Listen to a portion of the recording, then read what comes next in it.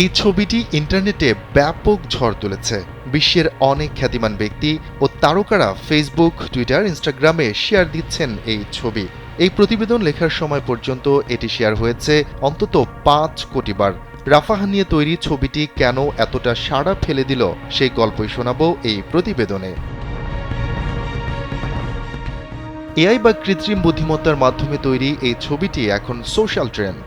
ভেতরে লেখা all eyes on রাফা, বাংলায় যার অর্থ বিশ্বের নজর এখন রাফায়। একটু ভালোভাবে খেয়াল করলে বোঝা যায় ছবিটি তৈরি অসংখ্য তাঁবুর মাধ্যমে। চারপাশে ছোট ছোট যেই অবজেক্ট রয়েছে তার প্রতিটি তৈরি করা হয়েছে তাঁবুর মাধ্যমে। কথা হচ্ছে রাফাহ নিয়ে এমন ছবি কেন? আমি রান্নায় মানহীন কোনো উপাদানের সাথে আপোষ করি না। নারী আর নানান আপোষহীন এক নাম।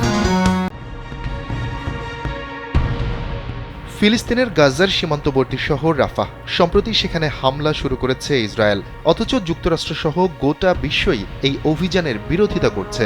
কারণ উত্তর ও দক্ষিণ গাজার অন্তত ১৪ লাখ মানুষ রাফায় আশ্রয় নিয়েছিলেন, যাদের যাওয়ার আর কোনো জায়গায় অবশিষ্ট নেই। নতুন করে সেখানে অভিযান চালানোয় ভয়াবহ পরিস্থিতিতে পড়েছেন এসব মানুষ। সংবাদ মাধ্যম আল জাজিরা জানিয়েছে, গেল রোববার রাফার ঘোষিত নিরাপদ স্থান আল মাওয়াসিতে বিমান হামলা চালায় ইসরায়েল। এতে প্রাণ হারান ২১ জন শরণার্থী, যাদের সিংহভাগই নারী ও শিশু। এ ঘটনার পর বিশ্বজুড়ে সমালোচনার মুখে পড়ে ইসরায়েল। ঠিক সেই সময়ই ইন্টারনেটে ছড়িয়ে পড়ে এআই জেনারেটেড বা কৃত্রিম বুদ্ধিমত্তার মাধ্যমে তৈরি এই ছবিটি। এরপর ক্রমে সামাজিক যোগাযোগ মাধ্যমের বিভিন্ন প্ল্যাটফর্মে ট্রেন্ডিংয়ে পরিণত হয় এই ছবিটি। এটি শেয়ার করতে থাকেন বিভিন্ন জগতের খ্যাতিমান ব্যক্তিরাও। জানা গেছে, অল আইজ অন রাফাহ স্লোগানটি এসেছে ফিলিস্তিনের বিশ্ব স্বাস্থ্য সংস্থার অফিসের পরিচালক রিক পিপারকর্নের একটি বিবৃতির মাধ্যমে।